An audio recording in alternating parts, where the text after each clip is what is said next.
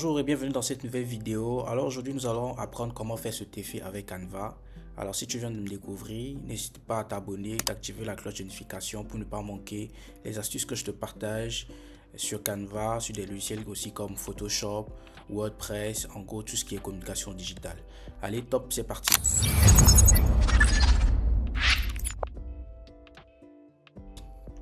Dans un premier temps, nous allons venir sur l'espace créer. Nous allons prendre ce format à la présentation. Voilà. Une fois que nous sommes sur l'interface, nous allons importer nos fichiers sources qui nous permettront de pouvoir réaliser cet effet et tout. Donc voilà, tac, tac, voilà. Une fois que nous l'avons importé, nous allons placer l'image sur notre espace de travail comme ceci et tout, et nous allons éliminer l'arrière-plan.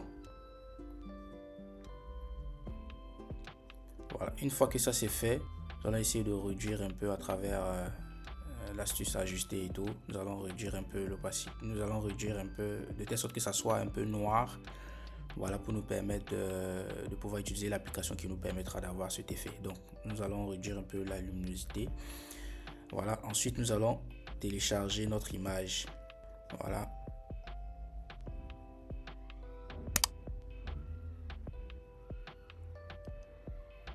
Donc on va nommer image 1.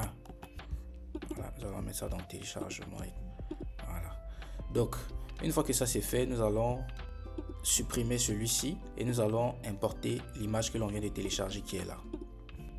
Voilà, que nous allons placer sur notre espace de travail. Une fois que cela est fait, l'autre image qui est double, c'est celui-ci que nous allons importer par là. Et pour pouvoir voir l'effet et tout, nous allons utiliser l'application Image Blender. Voilà, c'est cette application qui nous permettra de pouvoir avoir l'effet et tout. Donc nous allons l'importer. Nous allons cliquer là-dessus. Donc comme calque supérieur, calque inférieur, notre calque inférieur sera cette image là, donc nous allons sélectionner et nous allons utiliser l'image sélectionnée. Ensuite notre calque supérieur sera cette image, nous allons cliquer là-dessus et ensuite utiliser l'image sélectionnée. Et pour comme mot de fusion, nous avons celui-ci Scream, pour assurer de mettre celui-ci Scream et tout, qui nous permettra d'avoir ces différents effets et tout. Voilà, une fois que ça c'est fait, nous allons ajouter au design et nous allons supprimer ces deux images et garder notre effet. Voilà, et ce n'est pas tout. Une fois que cela est fait, nous allons revenir prendre notre image initiale, celui-ci, et nous allons enlever l'arrière-plan et tout, et nous allons l'ajuster, le placer au même niveau que voilà que l'effet qui a été généré tout à l'heure. Nous allons essayer de bien l'ajuster de telle sorte que ça soit vraiment correct et tout. Voilà, une fois que ça c'est fait, nous allons utiliser une autre application qu'on appelle toujours Image Blender. Voilà, mais c'est beaucoup plus celui-ci. L'autre c'était Blend Image et celui-ci c'est Image Blender. Donc nous allons prendre celui-ci. Voilà, et nous allons utiliser nous allons sélectionner notre image, celui-là, et nous allons mettre l'effet fondu.